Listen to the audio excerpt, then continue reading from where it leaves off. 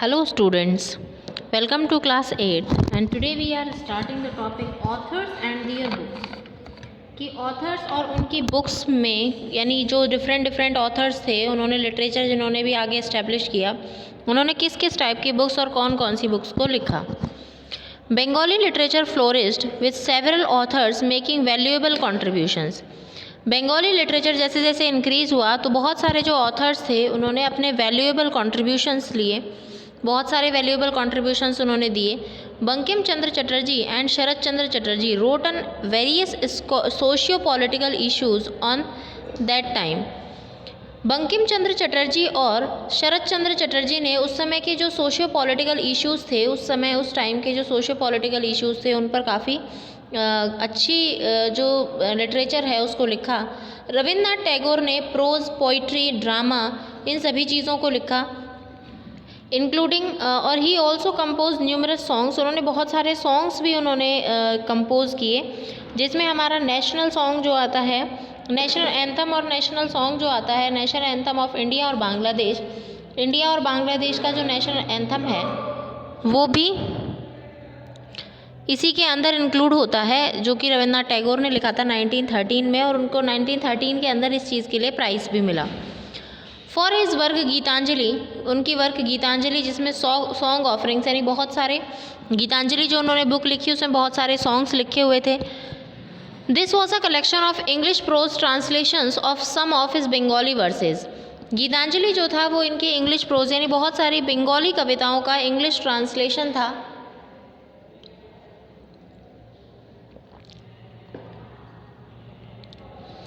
इसी तरीके से मुंशी प्रेमचंद्र ने हिंदी और उर्दू में बहुत सारे सोशल जस्टिस, सोशल इश्यूज़ के बारे में लिखा सिंपल लैंग्वेज में। अमंग द अदर मास्टर्स और भी बहुत सारे क्षेत्रीय जो कलाकार थे, क्षेत्रीय जो लिटरेचर में साहित्यकार थे,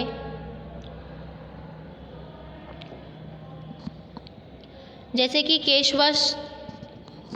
केशावष्ट एंड नॉवलिस्ट हरिनारायण आप्टे मराठी के थे, लक्ष्मीनाथ बेजबरुआ ये आसामीज़ के थे, फ़कीर मोहन सेनापति उड़िया के थे, वलाथोल नारायण मेनन ये मलयालम में लिखते थे और गुरजाजड़ अप्पा राव ये तेलुगु में लिखते थे, सुब्रमण्यम भारती ये तमिल में और नामार्थ जो थे वो गुजराती में लिखा करते थे।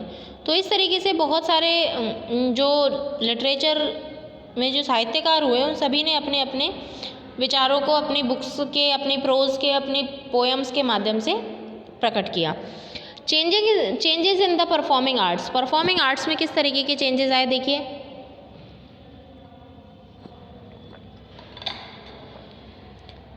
Dance, drama, music and theatre are called performing arts.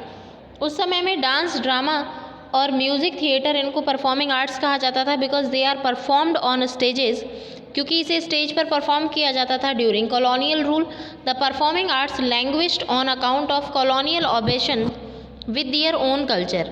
Colonial rule के अंदर परफॉर्मिंग आर्ट्स जो हैं लैंग्विश्ड ऑन अकाउंट कॉलोनियल ऑब्सेशन के थ्रू उन्होंने अपना खुद का कल्चर जो है उसको छोड़कर वेस्टर्न कल्चर को थोड़ा थोड़ा अपने इंडियन कल्चर में मिलाना शुरू कर दिया। परफॉर्मिंग आर्ट्स जैसे classical dance form became truly nationalist in character. The most famous classical dance forms, जो most famous classical dance forms थी, जैसे parentheses are shown in states of their origin, यानी मेनली जो अपने अपने ओरिजन से जो डांस निकल के आते हैं, जैसे भरतनाट्यम तमिलनाडु, कथकली एंड मोहिनी अट्टम केरला का था, भरतनाट्यम तमिलनाडु का था। तो ये डिफरेंट जो आर्ट्स थी यानी डिफरेंट डांस फॉर्म्स जो थे वो अपने ओरिजन से निकल कर आए। और डिफरेंट डांस फॉर्म और भी थे, जैसे कुचिपुड़ी, ओडिसी एंड मणिपुरी, कथक, ये भी अपने डिफरेंट जो ओरिजिन जोन है वहाँ से निकल कर आए। The roots of all these dance form can be traced to Bharatanatya Shastra. और ये सारे के सारे जो डांस फॉर्म हैं इनकी जो जड़ें हैं या फिर हम ये कह सकते हैं इनका जो ओरिजिन पॉइंट है वो नाट्य शास्त्र था, जो कि भरत ने लिखा था। भरत के नाट्य शास्त्र से ये सभी निकले हुए थे, सभी ओरिजिनेटेड थे। A new form of drama emerge combining the western and eastern styles. एक नया फॉर्म जो था ड्रामा का वेस्टर्न और ईस्टर्न स्टाइल को कंबाइन करते हुए एक नया फॉर्म ड्रामा का एमर्ज हुआ। The major traditions of classical music, major traditions जो था क्लासिकल म्यूज़िक का, जैसे हिंदुस्तानी एंड कर्नाटिक, इन सभी ने कॉलोनियल रूल के दौरान इन सभी को मिक्स कर दिया गया and conveyed the suppression of people's voice, और लोगों की वॉइस को सप्रेश यानी कुचल दिया गया ड्यूरिंग द कॉलोनियल रूल, यानी उन्हें अपनी मनमानी करनी थी ब्रिटिशर्स को, और ब्रिटिशर्स ने अपने जो भी क्लासिकल डांस फॉर्म्स थे इंडिया के उन सभी को ख़त्म कर दिया। म्यूज़िक की अगर हम बात करें, now the next topic is music. The European introduced gramophone records in India. European जो है उन्होंने ग्रामोफोन के रिकॉर्ड्स जो थे इंडिया में वो इंट्रोड्यूस किए। This enabled a large number of people to listen music outside royal court, क्योंकि पहले तो रॉयल कोर्ट यानी शाही दरबारों में ही म्यूज़िक को सुना जाता था, बट आफ्टर दैट जब ये ग्रामोफोन को इंट्रोड्यूस किया ब्रिटिशर्स ने यहाँ पर, तो उसके बाद बहुत सारे लोग जो है यानी कि आम जनता भी जो है वो डिफरेंट टाइप के म्यूज़िक्स जो है उनको सुनने लगी। In the mid 19th century both Indian and western classical music were popular in India. Mid 19th century में इंडियन और वेस्टर्न क्लासिकल म्यूज़िक जो है वो बहुत पॉपुलर हुआ इंडिया में। In due course western jazz and pop music also become popular. Due course में western jazz और पॉप म्यूज़िक ये बहुत पॉपुलर हुआ। वेस्टर्न इंस्ट्रूमेंट्स जैसे कि piano, violin, guitar begin to be used in Indian music, इसे Indian music में use किया जाने लगा, जो कि वेस्टर्न इंस्ट्रूमेंट्स थे, लेकिन अब उन्हें इंडियन म्यूज़िक में यूज़ किया जाने लगा था। हारमोनियम को अडॉप्ट कर लिया था वेस्टर्न इंस्ट्रूमेंट ने, यानी हारमोनियम का यूज़ अब कम होने लगा था, और वायलिन, गिटार इन सभी का यूज़, यानी वेस्टर्न कल्चर जो है वो इंडियन कल्चर पर काफ़ी तरीके से हावी हो रहा था। नेक्स्ट हम बात करते हैं टॉपिक की थिएटर जो आर्ट है ये हमारे इंडिया में बहुत ही अच्छे से, और ड्रामा करने के लिए थिएटर जो है उसको बहुत यूज़ किया जाता था अपने बात को एक्सप्रेस करने के लिए। और मोस्टली जो थिएटर्स होते थे उनमें जो नॉर्मली जो सोशल प्रॉब्लम्स हैं उनके बारे में ड्रामा के थ्रू समझाया जाता था लोगों को। तो ब्रिटिश ने इंट्रोड्यूस किया वेस्टर्न थिएटर। ब्रिटिशर्स ने, क्योंकि ब्रिटिशर्स को धीरे धीरे इंडिया पर पूरे तरीके से अपना डोमिनेशन जमाना था, तो ब्रिटिशर्स ने इंडिया में इंट्रोड्यूस कर दिया western theatre in India to entertain their soldiers, क्योंकि ब्रिटिशर्स जो थे वो इंडिया में अपने सोल्जर्स को एंटरटेन करने के लिए उन्हें कुछ चाहिए था, और कंपनी के सर्वेंट्स को एंटरटेन करने के लिए, तो उन्होंने वेस्टर्न थिएटर को यहाँ पर इंट्रोडक्शन कर दिया।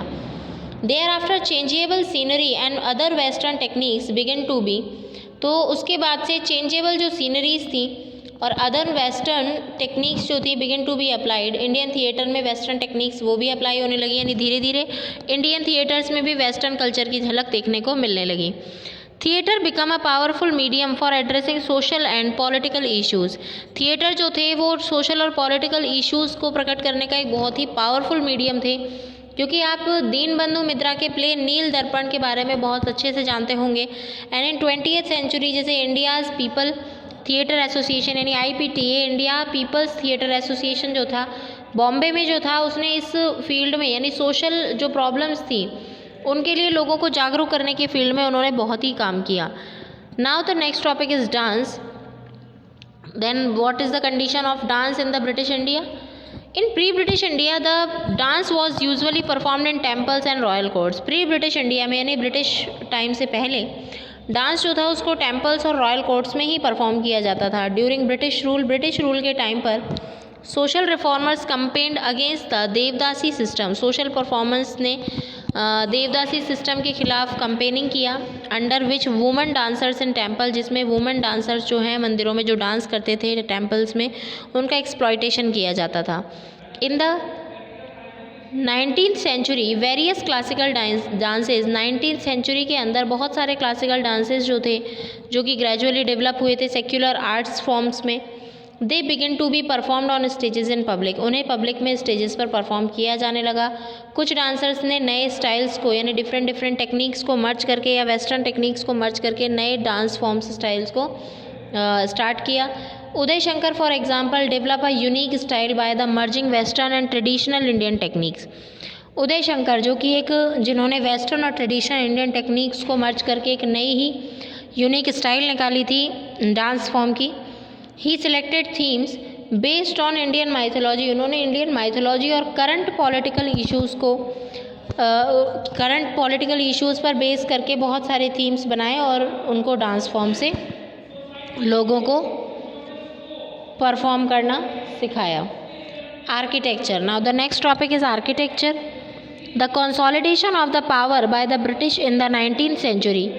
ब्रिटिश की जो पावर्स थी 19th सेंचुरी में, however considerable impact on Indian architectural style.